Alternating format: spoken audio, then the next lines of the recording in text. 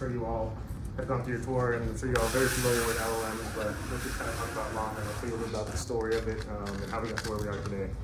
So let's start with a little bit of a history lesson. AI, as you all know, is not new, and it's certainly not new to Meta. It was around since 1956, starting with the logic theorist, which was a computer program designed at a camp in Dartmouth to basically mimic the problem-solving skills of humans in a computer. All the way up until 1997, when IBM's AI beat Gary Kasparov at chess, kind of really showcasing AI's potential and its really true abilities.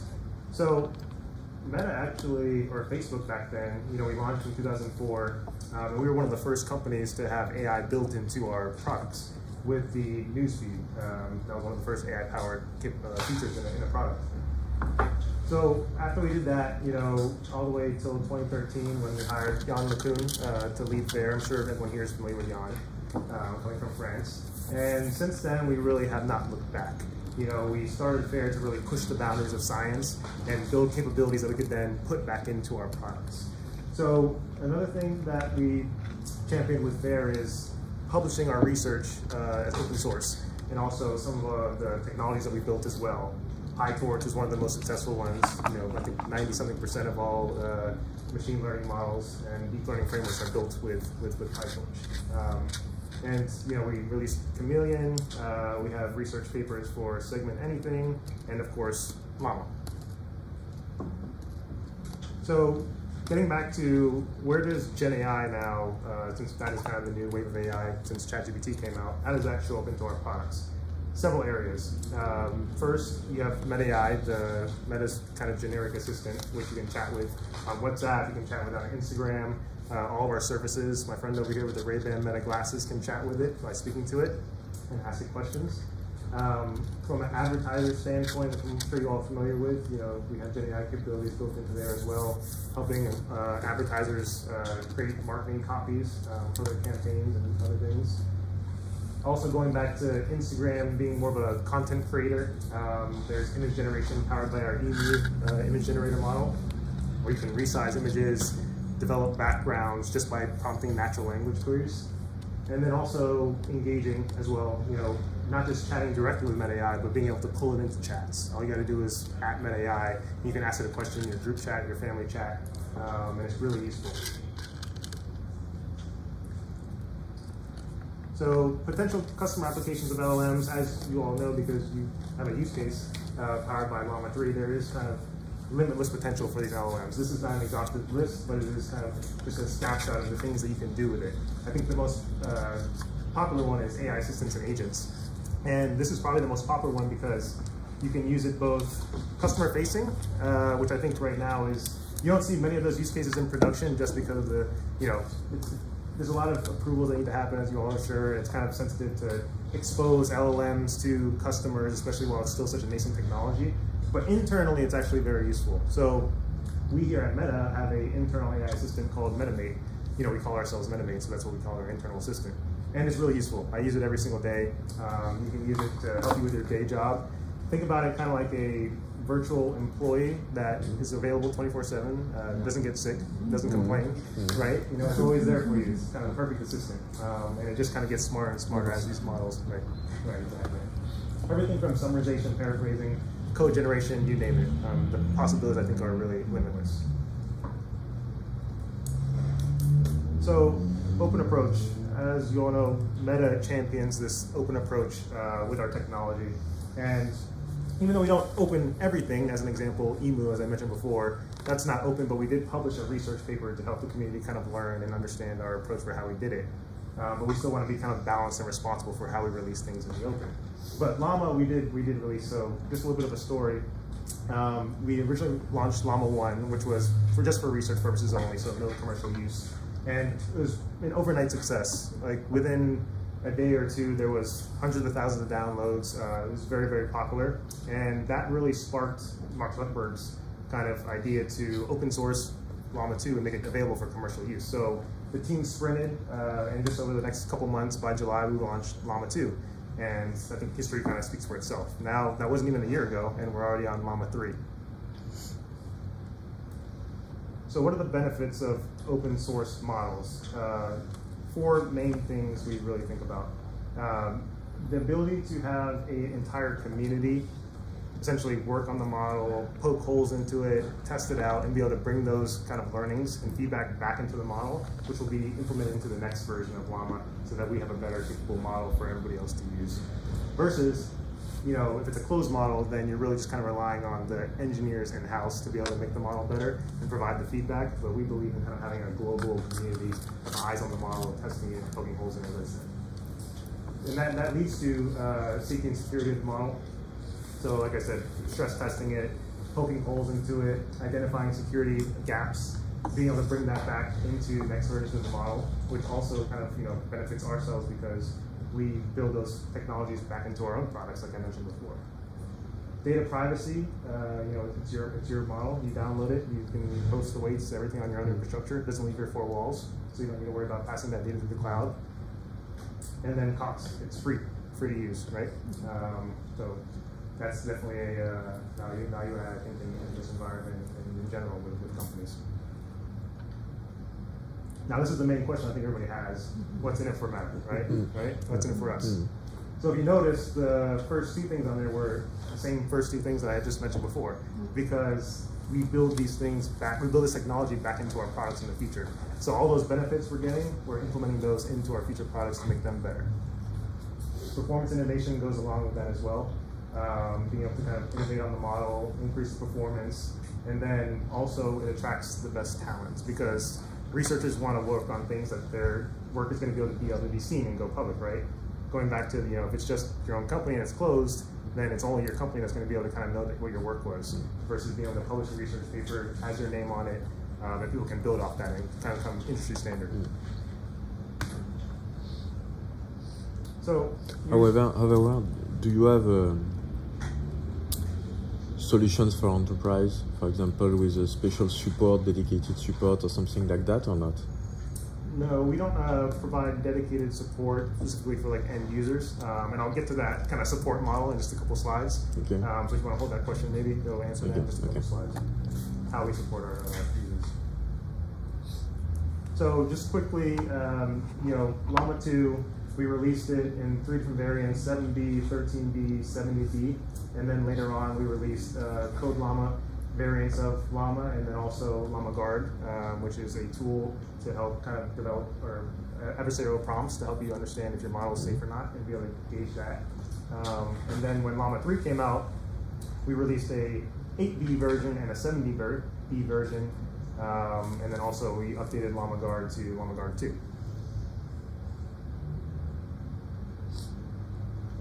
So how much better, let's look at some numbers. How much better was Llama 3 than Llama 2? Well, it turns out it was much better. And that's because we use 7 times more data. We use 10 times the amount of human annotations. We doubled the context length. And as a data point, so the Llama 3 8B variant is actually on par with Llama 2 70B. And really just, you know, a few months, 6 months later, which is really impressive. And then we also trained it on 15 trillion tokens versus 2 trillion. What is, sorry, tick token? Yeah. Tick token based? Think about tokens as, it's 3/4 of a word. So when you say 15 trillion tokens, so you can think about 15 trillion words, or maybe, you know, a typical token is so a string of text. Yeah. You split that text, and then that text is then converted into numerical value, what we call it as vector, which then gets represented. And so when we tell 15 trillion tokens, those are 15 trillion words across the entire internet to train the model. That's the way you can think about it. Yeah. So the higher the number of tokens, the more data is fed to the model, so they will train better.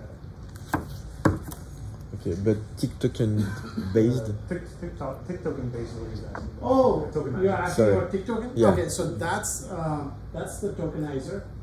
So it's a type of a tokenizer. It's a library to split the tokens. So the tick token is the latest tokenizer. The sentence piece was the previous tokenizer we used. So when you have the input stream of content, you use a library to split it up into different tokens. It's an open source.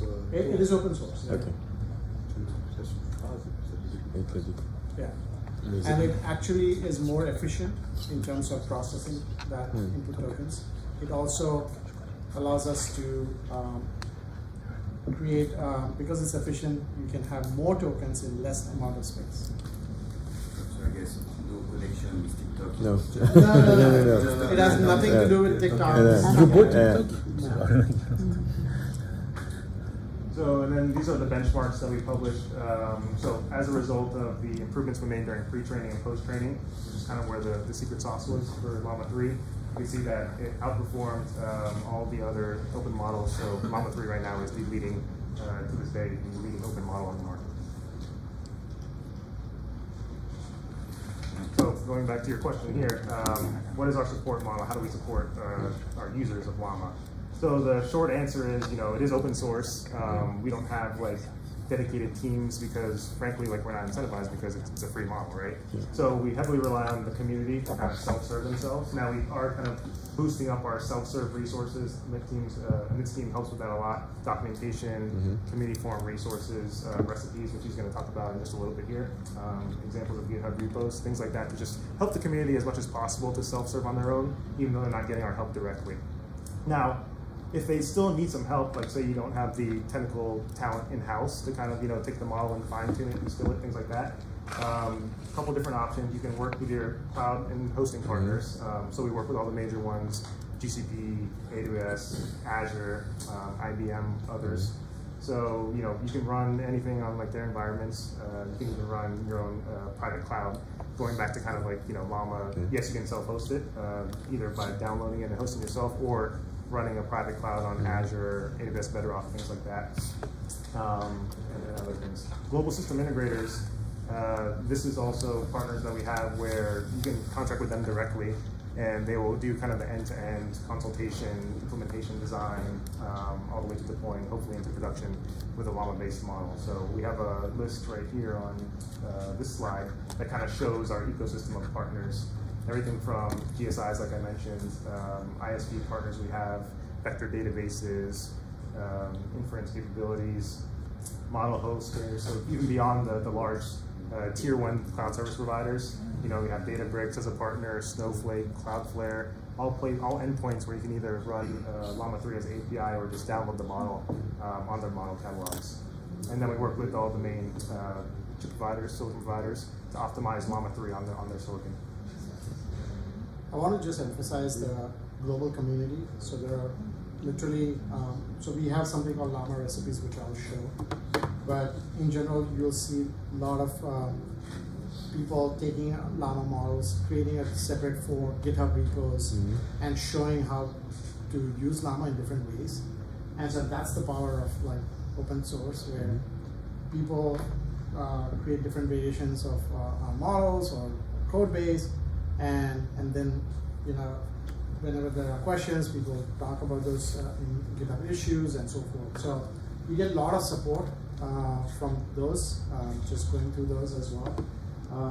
Then there are like, if there's fine tuning or something where there's specific use cases which require certain data sets and so forth, we have Llama recipes, which I'll show, where there's tons of information. We are beefing that up significantly because we want to provide support at scale rather than one-on-one, right? So that's the whole idea. There is a massive cost advantage as well using Llama, which I'll show you as well. How many engineers in TD are working on develop Llama? The Llama models? Yeah. So we have a whole AI research team. I don't know exactly, but it's probably north of 100 people just on the research side. And so this is led by Jan LeCun in our FAIR, what we call as Fundamental AI Research Team. And then there is an engineering team which builds the models, like train the models and process and data prep and everything. So we have an engineering team and AI research team. And be part of the FAIR AI research team is based in the Paris office. Yeah, part of that is in Paris office.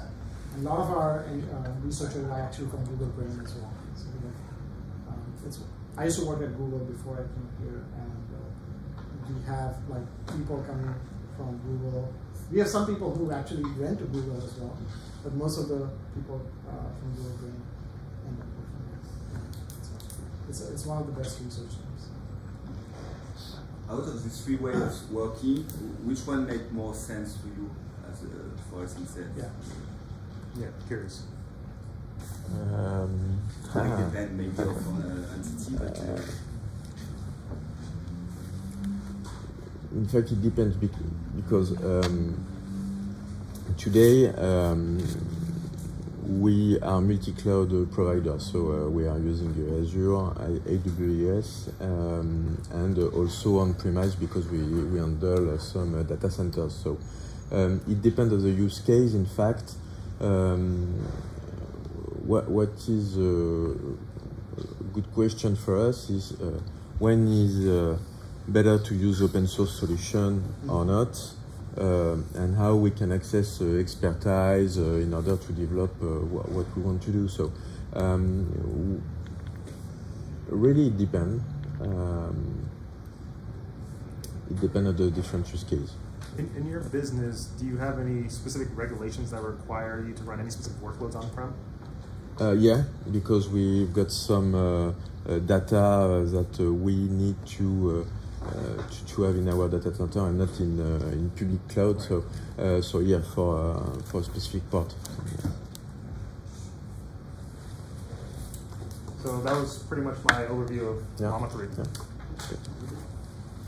Yeah. Just the previous slide. Yeah. Because of testing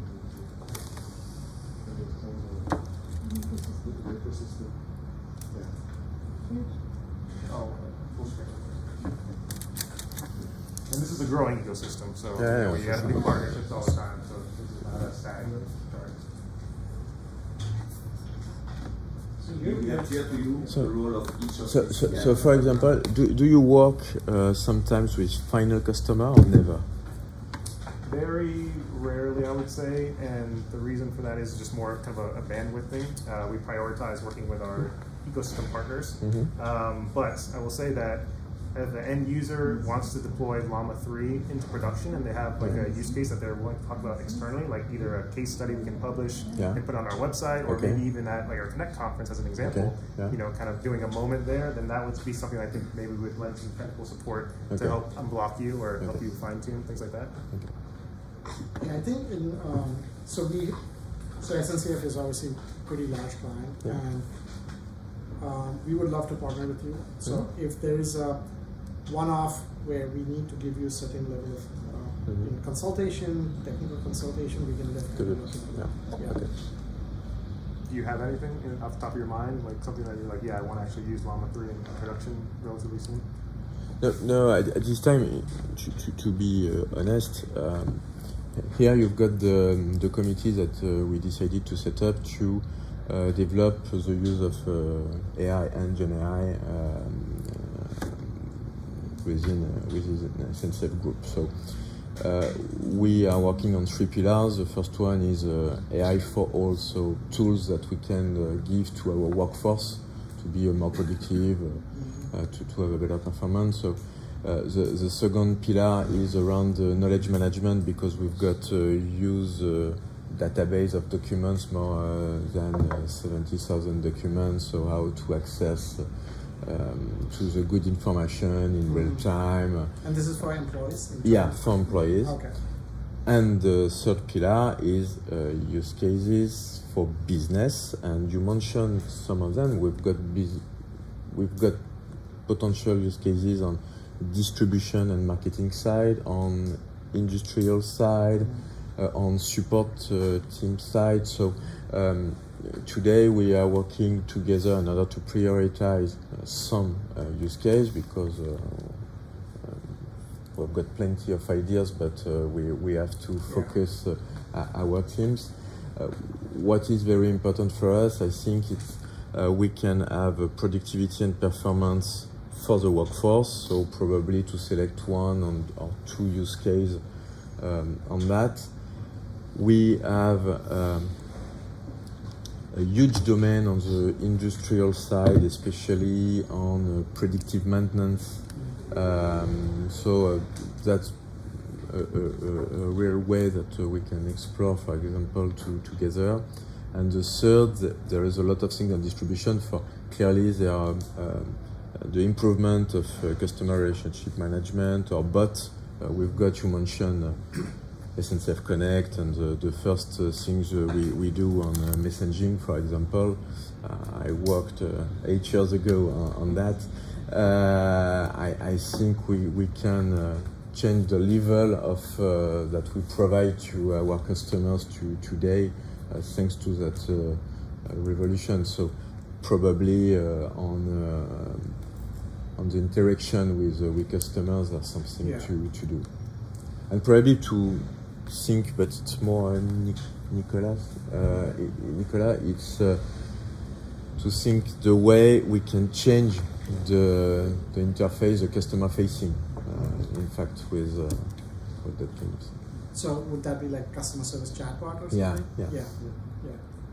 So it seems like based on the use cases, some of the use cases might require you to keep the data on-prem, right? Especially the knowledge management where you have your internal data. So something like Llama, which you can deploy it on your own infra. And then train it with your own documents, and then the recency can be trained using retrieval augmented generation RAG or things like that. We have some partners who are using it internally. We internally use it as well. We have a system called MetaMates, where you can search through any document I may have on Google Docs, my personal documents, or on my workplace chat threads and all of that. So definitely something you can look at. And there are some use cases where it might be okay for you to send data to the cloud, where you can probably try OpenAI or ChatGPT or Llama and see the performance. And I think the key thing is inferencing, the cost of inferencing. So there are different ways, and I'll show you through Llama recipes. We have some standard open source inferencing engines like PLLM, which reduces the cost of Llama significantly down at the inference time. And so that's where we beat OpenAI in terms of the cost incurred when you call those APIs. And there's like a third-party study which is done by Axolotl, where they took a use case for training. It's a recipe use case, like a cooking recipe. So they put in 15,000 recipes, train Llama model and ChatGPT model, and they found like cost of Llama significantly lower. It was like $18 to like $8,000, which was ChatGPT. So something, if you're thinking about long term, this might be a better choice because it's, first of all, it's open source. You get a lot of community and plus tooling. So I'll show you that as well. Just one question, maybe. Any clue about your roadmap, product roadmap, and the new features to come or improvements, etc.? So we don't publicly talk about our roadmaps, obviously, but we have a very high-level commitment from Mark Zuckerberg that he wants to continue to invest in AI, because these models are also used internally, and so we benefit from that as well. We will, I think the most asked features, there are 3 most asked features. One is longer context window, so being able to put in tons of information as part of your prompt. So we will go to like maximum context window size up to like 1 million tokens, but that will come in the future. The second is multimodality, where you can support multiple data formats, images, audios, videos, and so forth. And third is multilinguality. So being able to support multiple different languages across the world. So our next model will have all those core functionality. And as we do Llama 3 releases, it's not, when we released Llama 3, it wasn't just kind of like one launch. Like we plan to do kind of a series of moments throughout the year leading up to Llama 4, and hopefully doing the same thing. So it'll be a steady cadence of kind of new models with expanded capabilities and performance. And at some point in time, like these models are becoming commoditized. And we are trying to provide value at the higher stack as well. So agentic frameworks, being able to build agents. There's a bunch of other tools like evals and harness and data points on how can people, once you fine tune your model, can you run evals against it and making sure that we can iterate through the whole process. So our goal is we publish all these models. We will continue to publish newer version of the models, but along with that, we want to build frameworks which people can take it, and again, open source everything, which people can take it and use it along with Llama models. And what about energy consumption? Is it an issue in a prior feature that you were working on?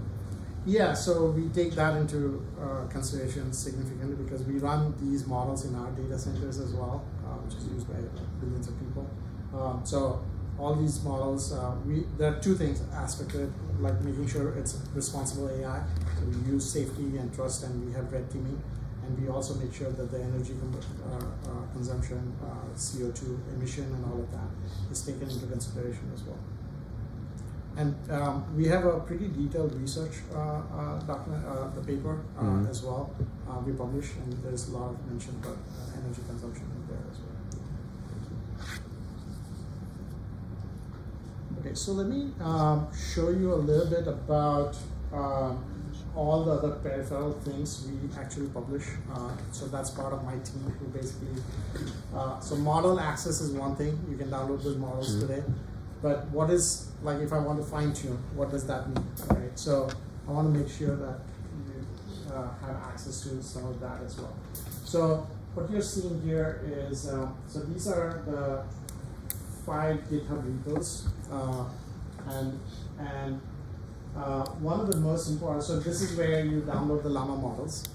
So this is Llama 3 repo, this is the older one, this is the Llama 3 repo. We also launched, as Brandon mentioned, Code Llama.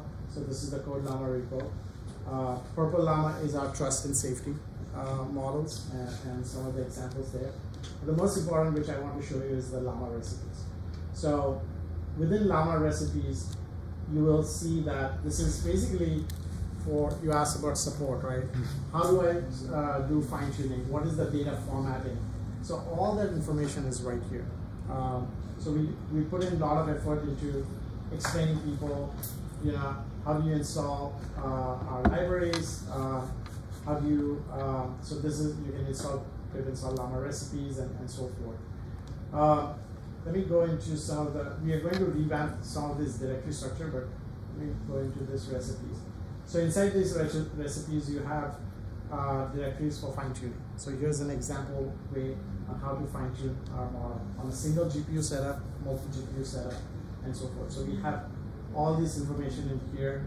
We also use different config files. So FSDP is fully sharded data parallel. So when somebody's fine tuning across multiple distributed nodes, how do you do that? And because we also own, not own, but we have open source PyTorch, which is now part of Linux Foundation. A lot of people use PyTorch as the framework to fine tune our models. And so we have all this information in here as well on how to do it. We also talk about inferencing. So these are different ways to inference, local inference, if you are inferencing, mobile inference, and model servers. One important thing which I want to show you is the actual use cases. So, and we are going to continue to beef up this, but here are some of the chatbots. So we have agentic workflows. So how do you build agents using Llama and LangChain? So third-party frameworks like LangChain. So all that code is right here, and it basically explains you all how to do all of that. And you said use cases. You show some kind of use case. That's it. Yeah. Okay. Yeah. So here's one like chatbots. So if you want to build a chatbots which is integrated with WhatsApp and Messenger, we have ready code base. So here's the simple WhatsApp chatbot, and so it shows how the architecture looks like. Your WhatsApp mobile client, you have business API, connect to the WhatsApp cloud platform, which then sends a webhook to the EC2. So here we basically assume you have Llama installed on EC2, and then it will send a request to Llama 3 server. So this is a starter code, but anybody who wants to build a customer service with WhatsApp, they can take this, follow this notebook, and we have all the code in here as well. So this is like the starting code of how to build that. We have same thing for Messenger as well. And then if you want to build a RAG chatbot, which is real-time chatbot, which is then using a vector database and in real-time training your, so let's say you have data which is coming in, personalized data for a user, and the user is asking a certain information. You then connect it directly to your vector database and then in real time feed that. Because your model will have a cutoff information until certain point. So all of that is in here, how the RAG system works, how the chatbot works, along with all the code. And we are going to beef this up significantly over the next 6 months. So you will have lots of different examples, agentic workflows, and all of that in here. This is really important because we have over now 10,000 stars on this repo, 1.4K forks. So people have taken this and then forked it and modified it. People are using this as a library as well, so you can install it as a Python library and then use all this. So this is a great way to get, direct support, right, for your engineers who don't have access to our engineers and customer support. And these recipes, are made by yourself, or you can add from the community? Yes, some recipes? That's a great question. So we built this as a starting point, but we also have community. So LangChain team is actually submitting some of these recipes as well. Our goal is to But they submit and you check control before? Okay. Yeah. So we basically approve the PR and we moderate it just to make sure that the quality of the code, the bar is pretty high. Yeah. But we have the community actually contributing here as well. So we have certain examples here. So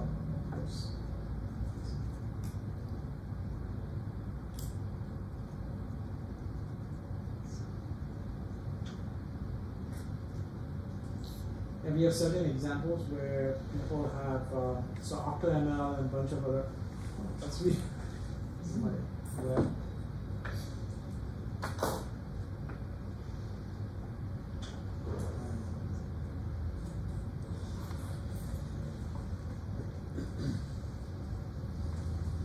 So we have companies who are actually supporting, so maybe there is something important.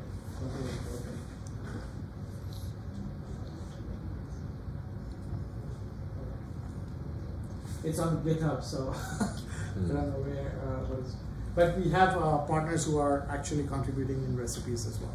And we are planning to restructure this. So we will have 3 major areas. One is the quick start tutorial, where these will be quick start guides for different conceptual things. Then we have third-party integrations. So third-party platforms like Databricks, Snowflake, LangChain, Llama Index. When they build certain libraries, which they want to work with Llama, they will contribute here as well. And then the third is the end-to-end use cases. So customer service chatbot, healthcare, financial applications, retail, and so forth. And if you guys are interested, if you feel like, okay, there's a use case which you want to submit to, you can also contribute, and we can highlight and do a blog post and stuff like that. And you, Julien, from past, even if you specialize on travel, but do you see other companies that are looking especially for Llama in France or not?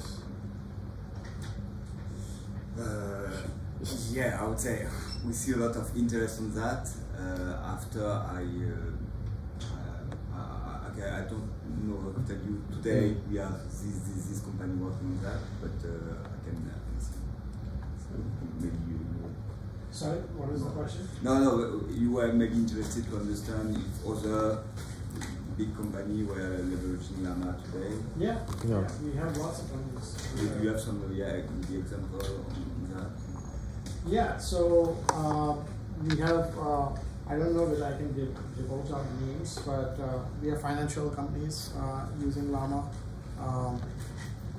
We have, actually when we came to Connect, it was interesting to see you guys are already using Llama as well. We have a few companies in healthcare which are using, these are large companies, like the top 5 companies. And we don't know the exact use case because it's open source, so people just download these models and use it. But when I go to conferences to meet these people or speak at these events, they come and tell me like, hey, we are using this for certain purposes. That's how we come to know. And through cloud service providers as well, like AWS and Azure, we have clients coming in and using Llama as well. So both on the, you can provision a VM directly and use Llama, or you can use it as an API. So Bedrock provides, AWS Bedrock provides an API directly to Llama. And to give you feedback, so I'm in charge of innovation and AI in KBC. We are in 13 countries and with a lot of networks. And what we get from these networks is that a channel to communicate with the customer is what is WhatsApp in a lot of countries. And even in France, and it's a way to deploy some bots on WhatsApp. So we used to try to work with small companies. So it's very interesting to see that. I better understand what they do and what they don't do. So we are working on that because, for instance, it's for passenger information. So it could be difficult for a passenger to download the app on somewhere. Instead of they all have WhatsApp on their phones, so easy to use and to ask about clarification, about ticketing. So we do have a lot of questions on ticketing on WhatsApp, and it's a bad use in some countries. Not other, depending on the market of WhatsApp. That's why we created that example, because it was such a asked question. If you have a business account on WhatsApp and customers are asking on your business account, you can hook up on Llama behind the scenes, and most of those questions can be answered by Llama. And you can actually put a workflow in that before it gets answered to the end user, a person can actually approve and then send it to the end user. So you want to make sure that that response looks good from the Llama model. So that's why we created that. And then we have the same thing on Messenger as well. So in some countries where Messenger is more prevalent, they can use that. It's better than creating a separate UI where somebody has to download or use it. And especially when it comes to tarification and price. Exactly. Back on the use case question, so if you go on the Llama website, we have a community stories page where you can see different companies or organizations and how they use Llama. You can pull it up here. Pretty inspiring. And that's, even though we don't charge for Llama, but that's one of our 2 main currencies alongside the feedback. Is being able to talk about what your use case is publicly to inspire others to do similar things. So that's what we would love to work with you to put something on this page right here. But just today, actually, SAP announced that they are embedding Llama 3 into their GenAI suite. So basically all their first-party products will have Llama, not the only chatbot, but as an option embedded in there for their kind of natural language prompting. So that was a pretty big announcement. And many of these use cases you may not see like big companies in here, but these are unique use case studies. So we basically handpicked some of these so that, like for example, Servum here, they took Llama model and they created different languages in India. So they actually trained the model to support 18 or 20 different languages in India. So you can do like customer support in those languages. So people can do, many people like remote villages in India, they don't know how to read and write, but they can speak. And so they can speak, it will convert from voice to text, send it to Llama as a text, get a response back, and then convert text to voice back to the user. So, and they are open source, the entire model. Yeah, okay.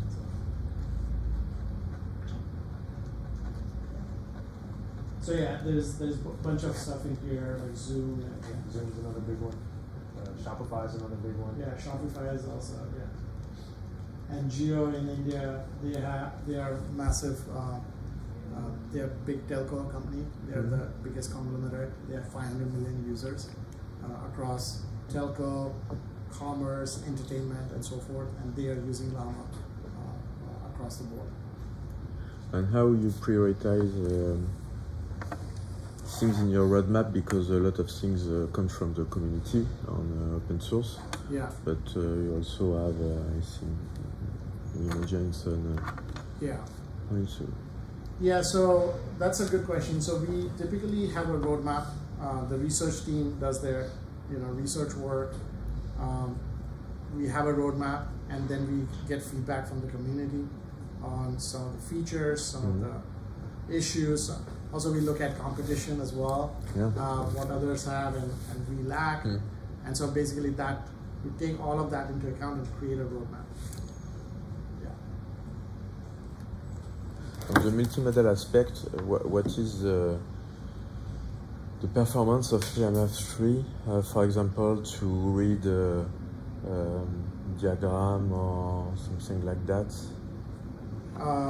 The performance for, sorry? To read, we've got in our database and in our documents, yes, thank you, we've got a lot of flow charts, etc. Oh yeah, images? Yeah. Okay. And what is the performance of Llama 3 on that? Yeah, so currently Llama 3 is not multimodal, but our next model, which is coming out later this summer, will be multimodal. Okay. So it will be able to take in input images, and it will be able to understand the content of those input images. Okay. So if you have a flow chart, it will be able to understand different blocks within the flow chart, the connections between different blocks, and all of that. Okay. So the models are trained with tons of images, including diagrams, scientific diagrams, flow charts. Because it's something that we expect, because we've got plenty of documents with. Absolutely. So it's really important for us. Yeah. So the multimodality will be in the next model. Okay. Right now, our models do support some multimodality, but we claim that it's not a multimodal. I think for the foreseeable future, you have obviously the OpenAIs, Anthropics, where they kind of come out with these frontier models, right? They might have multimodal capabilities, but from the open source side, for now, you may see that lag, 6 months, whatever it is, and then eventually, we will kind of come out with those same capabilities, and then, hopefully, as these kind of GPUs come online that Mark Zuckerberg has kind of famously talked about, we'll kind of close that gap and maybe even lead at some point. Yeah. Yeah, I think right now it's almost like a arms race right now. Everybody's coming out with their models and new features. Yeah. At some point in time, I think the models itself will commoditize, and then the value will be on top of frameworks which people can build. And so taking the frameworks directly, which can be applicable for you to build a GenAI application very quickly, instead of building everything from scratch from the models. That is where most of the companies are moving towards. So Microsoft is investing huge. They built the agentic framework called AutoGen, which is becoming really popular. So right now they show an example with OpenAI. They have one with Llama as well. We basically talked to them. And so I think that frameworks will help, if you want to build a workflow application behind the scenes, where one agent, the output of one agent will go into the input as another agent, and so forth, and you want to automate the whole process, you need frameworks. You can't build it from scratch, literally. So that is where we are going to focus our energy going forward as well. You mentioned AutoGen. Yeah. What do you think of the level of maturity today? Well, it's new. It's still only 6 months old or 7 months old, right? We started playing with it internally. We have our own reference implementation, which we are coming out with on agents, which will come out in near future, which will be a similar framework. Okay, and I know it's hard to make predictions, but if you were to, in terms of months, how far are we, according to you, to these autonomous agents? Let's say a more professional version of an auto agent. Yeah. What's your take on that? I think it depends on the use case. Like AutoGen is probably obviously in the slider scale of 1 to 10 is still at 2 or 3. But you can still, the whole idea is that if the agents are really strong and if they can do this multi-dialogue with the models, then it can improve by itself. And that automation is proved by AutoGen. No, AutoGen is good. It gives you a glimpse of what might come next. Yeah, exactly. Yeah. And then now it's a question about improving it, right? So I think maybe within a year or so, you'll see sophisticated applications actually built in production with that. Using Meta AI, with the glasses, I ask to recognize a person, and then Meta AI say I cannot engage and recognize human beings. So how do you suggest to put way to block access to sensitive information and to protect Meta AI specifically? Yes. Yeah, Meta AI. Yeah, that's a good question. I don't know the answer to that. Okay. For certain kinds of information, that's why also we have not opened the floodgates of Meta AI across the world. Okay. I think we have to follow certain compliance for each and every country and so forth. Okay. Object is fine, but then when we ask questions to human beings, he say I cannot engage and help you by analyzing humans, and stuff. Oh really? Yes. Okay, no, it was just a question. So the question is Meta AI able to do it but not doing it? Yes, exactly. Yeah. So the ethical point of view and the I think ethical limitation. It's more on the ethical side than the technology side. Yeah. Yeah. Okay. Because technology is advanced enough to do that. Okay. And that's why, there's a lot of focus. We didn't talk about responsible AI, but we give a lot of focus. If you've seen Llama 2 models, they were super safe. They were more safe than required, mainly because we didn't want to, build people building applications which can hurt our users, right? So, with Llama 3, we have also now launched the CyberSec eval and Llama Guard, which allows you to put in another Llama Guard model in front of the Llama model, so you can do input filtering as well as output filtering, both. And we are going to keeping on investing in trust and safety around as well.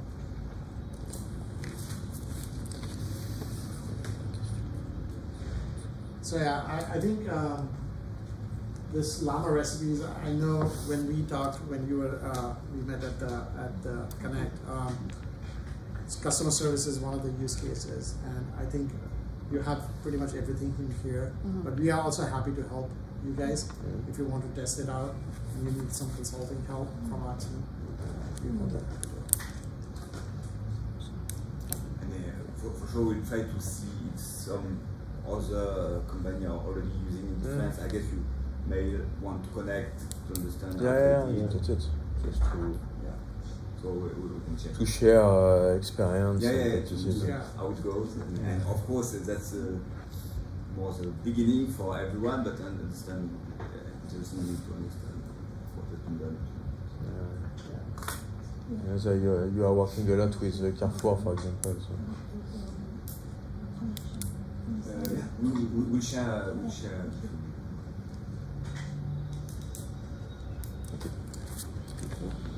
Questions? Other questions? Yes. What do you think about Mistral? Mistral? Yeah. Yeah, I think so. The founders are actually from Meta. So they've done a pretty good job. I think, and this is my personal opinion, that we are in this for a long haul. We have tremendous funding for, like these models, it takes about $200 million to train these models. And we have to run multiple rounds, and each round is like $25 to $30 million. As we go into multimodality, multilinguality, these models are going to become bigger, and the cost is going to explode as well. As you have seen on our engineering blog post, we have bought so many GPUs from NVIDIA. NVIDIA is doing well, obviously, because of companies like Meta. And so my point is that we are going to invest this in for the long term. And so if you are building applications in-house or for your customers, you want to partner with somebody, or you want to take products from somebody who is committed for the long term. There's three kind of ingredients for a competitive LLM, especially as we go into the future, right? It's talent, engineering talent, research talent, which we have. We have great engineers. GPUs, just as Vincent said, we have a lot of those coming online. And it's data, not just data in the sense of data, but more the ability to process the data, pre-process, post-tuning, and then also that takes money because annotations, things like that. So you can imagine, over time when the training runs start going from hundreds of millions to billions, I think the herd might kind of start to thin out just because of that ability to fund that. So it'll be interesting to see in the next year or so.